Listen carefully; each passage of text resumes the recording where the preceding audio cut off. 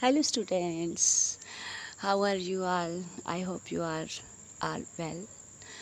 Okay, so chapter number second आपका जो part 2 है वो आज हम पढ़ने जा रहे हैं, जिसका नाम है अनूठे इंसान। अनूठे इंसान मतलब कि एक different type of in human, मतलब कि अलग टाइप के, मतलब जिनमें एक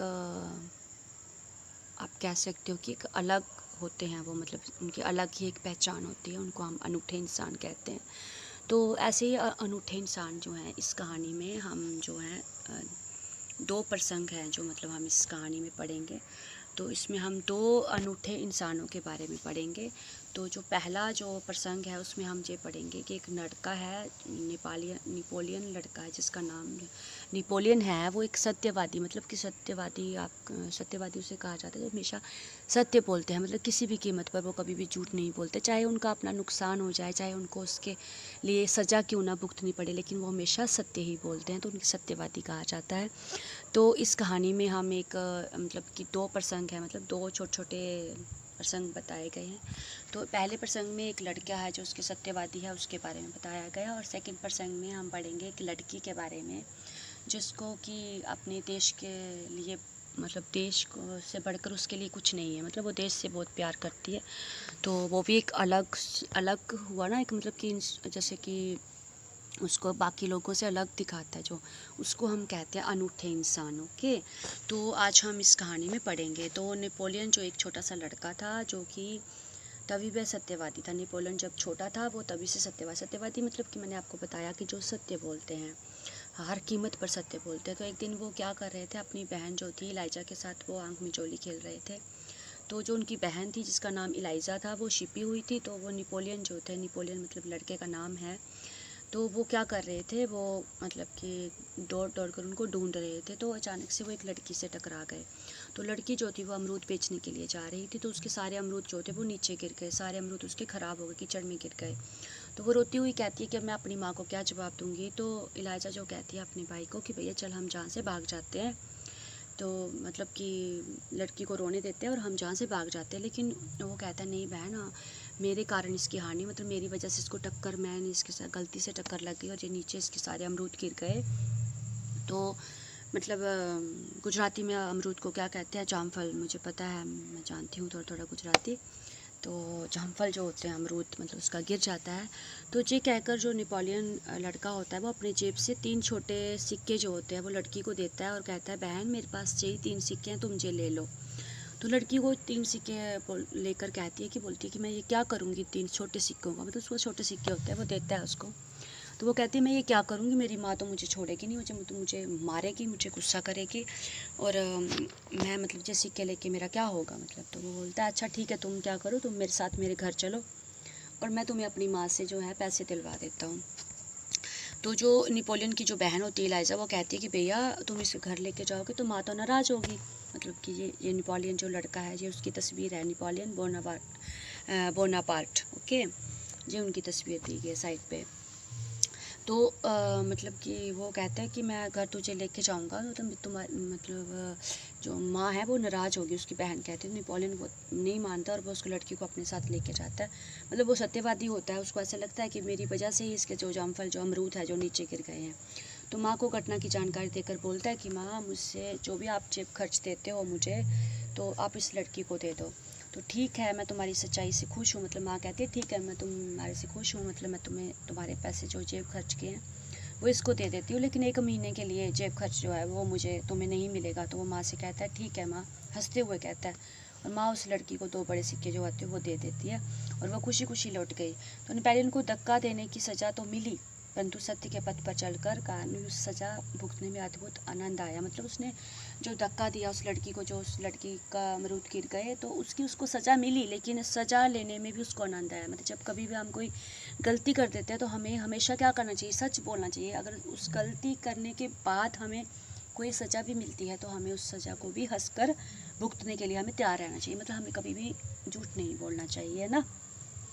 तो वास्तव में नेपोलियन सच्चाई के पथ पर चलने वाला इंसान था, जो बचपन से ही उसे खुद पर दृढ़ विश्वास था और दृढ़ इच्छा शक्ति भी थी उसके अंदर। तो उसने बोला कि ठीक है, मैं 1 महीना तक अपनी जेब खर्च जो है वो मैं नहीं करूँगा, लेकिन आप मेरे जो पैसे हैं इस लड़की को दे दो।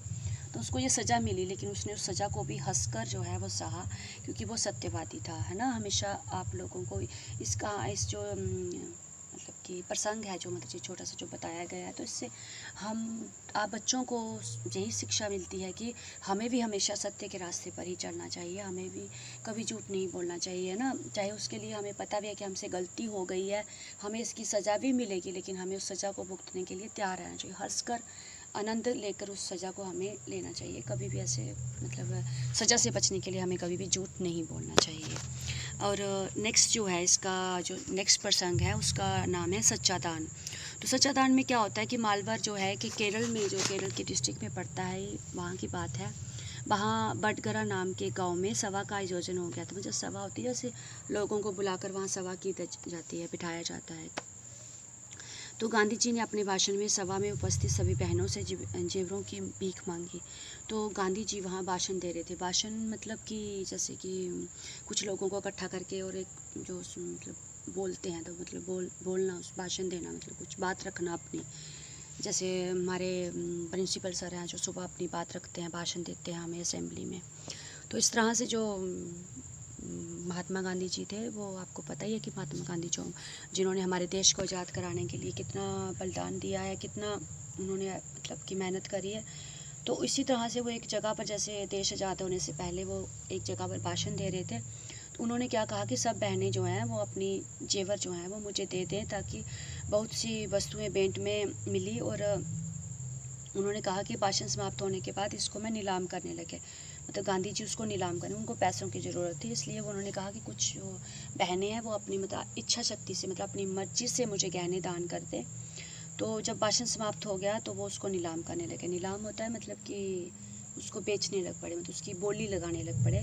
तो उसी समय कामुदी नाम की एक लड़की थी जो 16 वर्ष की थी, और कन्या वो जो आके मंच पर आकर खड़ी हो गई। उसने एक हाथ की अंगूठी उतारी और गांधी जी को देते हुए बोली कि क्या आप मुझे अपने हस्ताक्षर दोगे। तो हस्ताक्षर होते हैं सिग्नेचर, जो मतलब कि सिग्नेचर करते हैं। तो वो बोली कि आप मुझे अपने हस्ताक्षर दे दो, मैं आपको अपनी एक चूड़ी है वो दे दूँगी। तो इसके उत्तर में कामुदी ने उसने क्या कर दिया कि गांधी जी उसको हस्ताक्षर दे रहे थे, तो उसने दूसरे हाथ की चूड़ी भी उतार दी। तो गांधी जी ने कहा, अरे पगली लड़की, दोनों चूड़ियाँ उतारने की क्या ज़रूरत है, एक चूड़ी में मैं तुम्हें अपने हस्ताक्षर जो है वो दे दूँगा, मतलब अपने सिग्नेचर करके दे दूँगा। तो इसके उत्तर में ही कामुदी ने क्या कर दिया, अपने गले का जो सोने का हार था वो भी उतार दिया। तो गांधी जी ने पूछा कि तुमने क्या अपने माता पिता से पूछा है, मतलब कि तुम जो अपने गहने जो दान दे रही हो। फिर उसने बिना मतलब कुछ कहे, बिना उत्तर दिए ही रतन से जो जड़ित, मतलब एक उसमें मोती जो जड़े हुए थे और बुंदे थे जो कान के, मतलब कि कान में जो पहनते हैं, तो वो भी उतार के उसने दे दी। तो गांधी जी ने पूछा, तुमने इन आभूषणों को देने के लिए क्या अपने माता पिता से आज्ञा ली है कि नहीं ली है। तो कामुदी ने जो उत्तर देते हुए कहा, पहले इससे पहले कि किसी, मतलब वो अभी उत्तर देती ही तो इससे पहले किसी ने कह दिया कि इसके पिता ही तो हैं जो मान पात्रों की, मतलब जो लोगों ने दिए हुए हैं, मतलब अपने मान के लिए, जो मान पात्र मतलब होता है कि जो अपना मान के लिए, सम्मान करने के लिए जो लोगों ने अपने गहने दिए हैं, उनकी जो नीलामी की जो बोली लगा रहे हैं, मदद कर रहे हैं आपकी, वो इस लड़की के पिता ही हैं। तो अब गांधी जी ने जो कामुदी से कहा कि तुम्हें ये मालूम होगा कि गहने देने के बाद तुम फिर से गहने नहीं बनवा सकोगी, मतलब कि अभी तुम्हें जो तुमने अपने गले में हार और ये चूड़ियाँ और ये जो कान के जो बुंदे तुमने पहने हैं, तो तुम्हें पता है तुम जो दे दोगे तो तुम्हें मिलेंगे नहीं। तो कामुदी ने शर्त दृढ़तापूर्वक स्वीकार कर ली, वो बोली मुझे स्वीकार है। तो गांधी जी ने जो हस्ताक्षर जो अपने सिग्नेचर करके उस करने के बाद एक वाक्य लिख दिया। तो उन्होंने क्या लिखा कि तुम्हारे इस आभूषणों की अपेक्षा तुम्हारा त्याग ही सच्चा आभूषण है। मतलब कि जो तुमने अपने गहने, जो आभूषण मतलब गहने जो तुमने दान करे हैं, उससे मतलब बड़ा त्याग तो ये सच्चा त्याग तुम्हारा ये है कि तुमने गहनों के लिए मतलब त्याग कर दिया। त्याग ही तुम्हारा एक सच्चा गहना है, कि जो तुम अपने देश के लिए त्याग कर सकती हो, वही तुम्हारा एक सच्चा गहना है। तो सच है, देश प्रेम से बढ़कर कुछ नहीं। तो उन्होंने कहा कि सच बात है कि देश से बढ़कर कोई भी प्रेम नहीं है। तो इस कहानी से हमें क्या मतलब मतलब जो शिक्षा मिलती है कि हमें अपने देश से हमेशा प्यार करना चाहिए और बढ़ चढ़ कर उसका मतलब अपने देश को बढ़ाने के लिए हमें हमेशा उसका बढ़ चढ़ कर भाग लेना चाहिए। अगर हमें कभी अपने कुछ भी हमें कुछ अर्पण करना पड़े, जहाँ हमें कुछ त्याग करना पड़े, तो हमें हमेशा तैयार रहना चाहिए कुछ भी त्याग करने के लिए। तो इसके शब्दार्थ देखिए, सत्यवादी जो होता है वो हमेशा सत्य बोलने वाला, अद्भुत, अनोखा, आँख मिचौली होती है, लुका छिपी का खेल। ओके, अमरूद जामफल तो जो गुजराती में कहते हैं, पथ रास्ता, दृढ़ मजबूत, निर्माता बनाने वाला, हस्ताक्षर दस्तखत मतलब सिग्नेचर, घटना प्रसंग मतलब कि घटना एक, उपस्थित हाजिर वहाँ आए हुए जो लोग होते हैं मतलब उनको कहा जाता है उपस्थित, मानपत्र आदर में लिखा पत्र, जो किसी के आदर में लिखा गया पत्र होता है उसको मानपत्र कहते हैं। आयोजन होता है इंतजाम करना, और आभूषण होता है गहना, नीलामी बोली लगाकर बेचना, और भाषण सभा के सामने बोलना, और त्याग होता है समर्पण।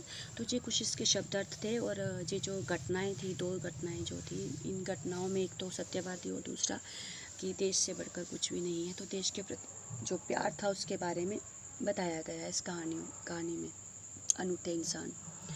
तो आज हम इतना ही रखेंगे, और नेक्स्ट वीडियो में हम इसका अभ्यास प्रश्न और स्वाध्याय के बारे में डिस्कस करेंगे। तो so okay, thank you, have a nice day.